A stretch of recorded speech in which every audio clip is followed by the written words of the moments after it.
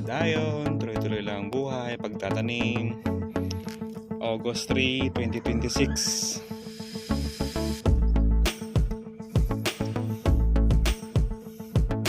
At yun, karamihan dito sa amin, hindi pa rin nakapagtanim.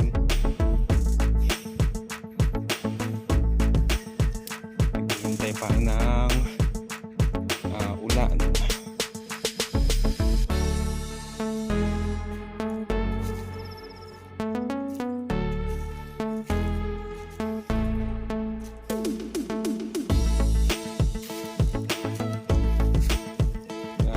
Damo, hahakutin ko ngayon. Gagawin kong pang mulching sa ating mga gulay.